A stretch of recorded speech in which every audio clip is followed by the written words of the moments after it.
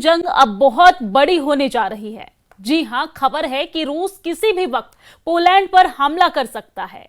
Poland ने अपने सभी फाइटर जेट्स को हाई अलर्ट पर रख दिया है। खबर यह भी है कि पुतिन ने अपने सबसे खतरनाक हथियार बेलारूस पहुंचा दिए हैं। पोलैंड बॉर्डर के पास बेलारूस ने मिसाइल गोदाम बनाना शुरू कर दिया है और इन गोदामों में पुतिन की वो मिसाइलें रखी जा रही है जो नाटो के 4 देशों पर 10 मिनट में हमले के लिए तैयार कर दी जाएगी। रिपोर्ट देखिए।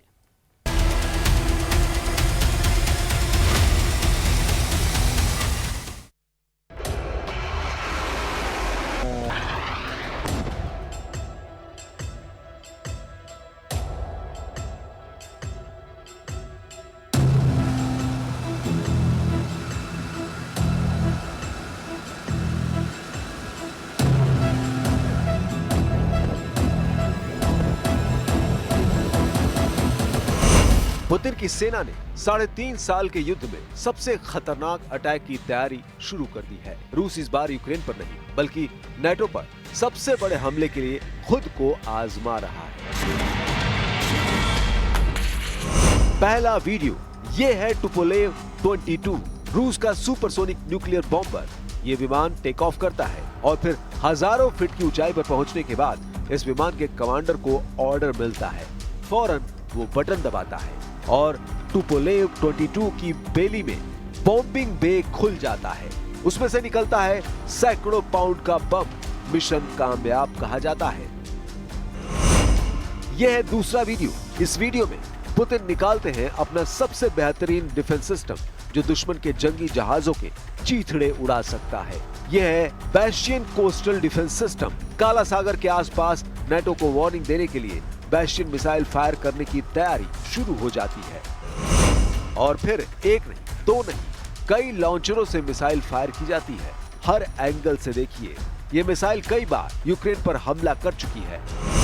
इस मिसाइल की रेंज है 300 किलोमीटर, यानी रूस के तट के आसपास दुश्मन का जहाज 300 किलोमीटर के दायरे में आया तो उसके चीथड़े उड़ जाएंगे।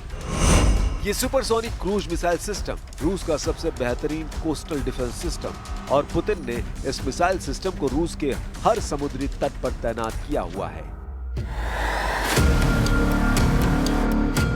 रूस और बेलारूस का जापट युद्धाभ्यास नाटो को एड़ी से कुचलने की तैयारी कहा जा रहा है। बेलारूस और पोलैंड बॉर्डर पर टैंकों की हरकत ने पूरे नाटो को डरा दिया है। क्या यूक्रेन के बाद पोलैंड का नंबर आने वाला है? पुतिन की फायर पावर का ट्रेलर देखकर लंदन से लेकर पेरिस और बर्लिन से लेकर वॉशिंगटन डीसी तक कोहराम मचा हुआ है। रूस के परमाणु बमवर्षक बता रहे हैं कि पुतिन का इरादा क्या है। आक्रामक रूस ने खुद को बचाने के लिए भी पूरी तैयारी कर ली है। 2022 में जापद युद्धाभ्यास के जरिए पुतिन अपनी फौज को यूक्रेन के बॉर्डर पर ले आए थे। इस युद्धाभ्यास के बाद ही रूस ने यूक्रेन पर हमला बोला था। अब पोलैंड के बॉर्डर पर इस युद्धाभ्यास ने नेटो के रोंगटे खड़े कर दिए हैं। बेलारूस और पोलैंड बॉर्डर पर सेना की हर गतिविधियों को नेटो बहुत करीब से देख रहा है। लेकिन एक खबर है जिसने फ्रांस के राष्ट्रपति इमैनुअल मैक्रोन, ब्रिटेन के प्रधानमंत्री कीर स्टारमर और जर्मन चांसलर फ्रेडरिक मर्ज के होश उड़ा दिए हैं। इस युद्धाभ्यास को लेकर नेटो को डराने वाली बड़ी खबर पुतिन के सबसे भरोसेमंद साथी बेलारूस के राष्ट्रपति अलेक्जेंडर लुकाशेंको ने भेजी है। बेलारूस ने पोलैंड बॉर्डर पर बड़ा खेल कर दिया है। पोलैंड से लगी सीमा से 250 किलोमीटर दूर बेलारूस ने सीक्रेट मिलिट्री अड्डे बनाने शुरू कर दिए हैं। बताया जा रहा है कि बेलारूस में ये अड्डे अंडरग्राउंड बनाए गए हैं और इस जगह को रूस का मिसाइल गोदाम बनाया जा रहा है ताकि उसमें बैलिस्टिक और परमाणु मिसाइलों को रखा जा सके। मतलब साफ है कि बेलारूस में रूस की परमाणु मिसाइलों का लॉन्च पैड तैयार हो रहा है। सबसे डराने वाली खबर इससे भी आगे की है। एक सैटेलाइट इमेज में दावा किया जा रहा है कि पुतिन की मिसाइलों का एक बड़ा अड्डा बेलारूस की राजधानी मिन्स्क से 60 किलोमीटर दूर है। ये जगह पोलैंड बॉर्डर से 245 किलोमीटर दूर है और ये वो अड्डा है जहां पर सोवियत संघ के दौर में परमाणु हथियार रखे जाते थे।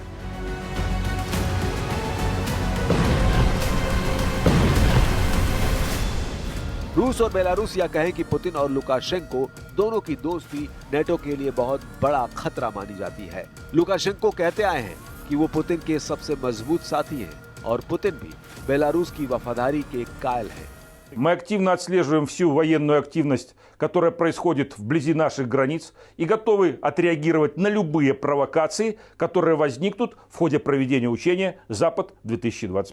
इसलिए पुतिन बेलारूस में अपना मिसाइल गोदाम बनाने के लिए तैयार हुए हैं। ऐसा गोदाम जहां पुतिन की परमाणु मिसाइल भी रखी जाएंगी। वैसे इसकी तैयारी पिछले 2 सालों से चलती आ रही है। इसका बड़ा मैसेज क्या है वो समझिए। बेलारूस में मिसाइल तैनात करने से यूक्रेन के साथ 4 और देशों पर परमाणु हमले का खतरा सताने लगा है। इसमें लातविया और लिथुआनिया है, एस्टोनिया है और सबसे बड़ा डर पोलैंड को भी है। इन सभी देशों तक इस्कंदर जैसी छोटी दूरी की मिसाइल से हमला किया जा सकता है। यानी पुतिन ने बेलारूस में मिसाइल ट्रांसफर करके अपने कई दुश्मनों को एक साथ साधने की कोशिश की है। बेलारूस में तैनात की जाने वाली रशियन मिसाइलों में बड़ा नाम ओरेश्निक का आ रहा है। ओरेश्निक एक गैर परमाणु मिसाइल है, लेकिन पुतिन की गेम चेंजर मिसाइल कही जाती है। ओरेश्निक वो मिसाइल है जिससे पुतिन पूरे यूरोप को 20 मिनट के अंदर तबाह करने की ताकत रखते हैं। इस मिसाइल को लेकर कीव से लेकर लंदन और बर्लिन से लेकर वॉशिंगटन डीसी तक खलबली मच गई है। कहा जा रहा है कि 4000 डिग्री में यूक्रेन को जलाने के लिए एक बार फिर तैयार हो चुका है रूस और बेलारूस के रास्ते यूरोप की बारी भी आ सकती है। पुतिन की 4000 डिग्री सेल्सियस वाली भट्टी तैयार है। यही वजह है कि 4000 डिग्री में नेटो को जलाने का बहुत बड़ा मिशन लॉन्च हो सकता है। पुतिन की बहुत ही खतरनाक बैलिस्टिक मिसाइल 4000 डिग्री वाला हमला करती है। इसके हमले के बाद ऐसी गर्मी पैदा होती है कि सब कुछ भाप बन जाता है। पुतिन की ओरेश्निक एक परमाणु मिसाइल है, लेकिन अभी इसे एटम बम से लैस नहीं किया गया है। 21 नवंबर 2024 को यूक्रेन पर जब ये मिसाइल गिरी थी, तब इसके वॉरहेड कैसे एक के बाद एक डिप्रो शहर पर फटे, पुतिन बार-बार बता रहे हैं कि अब यूरोप की खैर नहीं। Если нужно будет, мы увидим, что требуется применение более мощного оружия средней дальности, мы, конечно, его используем. Но мы не спешим, у нас ведь это не секрет, да мы не скрываем. И я говорил, у нас пока немного этих систем орешник. Они у нас есть. И не одна система. Но мы не спешим их применять, потому что это оружие мощное, оно предназначено для решения определенных задач. यूक्रेन की फौज को घेरने वाले पुतिन अब पूरे यूरोप को मिट्टी में मिलाना चाहते हैं। यही वजह है कि नेटो ये मानकर चल रहा है कि पुतिन ने अपने परमाणु बम बेलारूस में ट्रांसफर करना शुरू कर दिया है।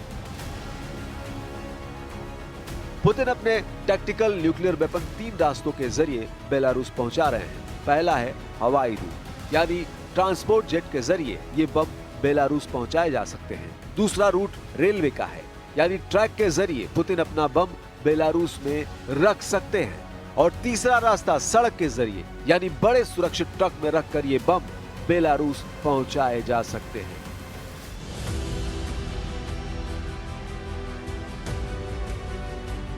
अब पोलैंड को लेकर नेटो का डर समझिए, क्योंकि फ्रांस ने अपने 3 राफाल फाइटर जेट पोलैंड में तैनात कर दिए हैं। इन विमानों के जरिए पोलैंड के एयर स्पेस को बचाने की कोशिश की जा रही है, ताकि फिर रूस की तरफ से कोई ड्रोन नेटो की सरहद में ना घुस पाए। फ्रांस की एक बड़ी टीम एयरबेस 400 विमान और राफाल विमानों के साथ पोलैंड पहुंची है। इस टीम को बताया गया है कि पुतिन के इरादे कितने खतरनाक हैं और उन पर कितनी बड़ी जिम्मेदारी है। राफाल एक बेहतरीन फाइटर जेट है, लेकिन रूस की सेना ने बेलारूस बॉर्डर पर अपनी गतिविधियां इतनी बढ़ा दी है कि नेटो का हर हथियार फेल साबित होगा। इस बात का खौफ फ्रांस तक में फैला हुआ है। इसमें कोई शक नहीं, बेलारूस में परमाणु मिसाइल तैनात होगी तो समझ लीजिए कि फैसला पुतिन करेंगे, लेकिन मिसाइल लॉन्च करने का बटन बेलारूस दबाएगा। एक तरह से पुतिन ने अपने मिसाइल लॉन्च पैड का बंटवारा कर दिया है और उन्होंने बेलारूस को भी एक तरह से मिसाइल लॉन्च करने में बराबर का पार्टनर बना लिया है।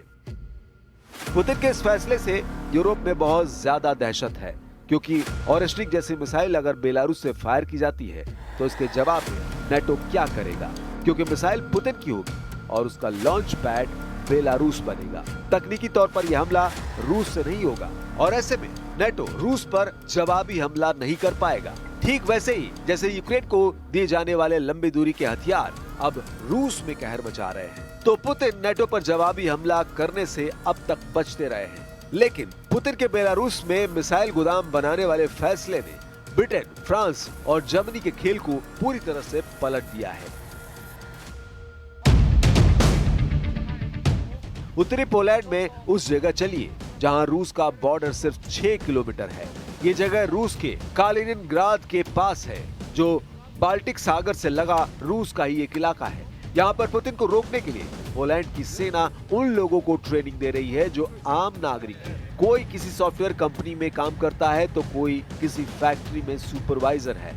ये है एक कंपनी में ऑफिस एडमिनिस्ट्रेटर एंजिस्का, जो रूस से मुकाबले के लिए ट्रेंच खोद रही है। 36 वर्ष की एंजिस्का जैसे पोलैंड में हजारों वॉलंटियर मिलिट्री ट्रेनिंग ले रहे हैं।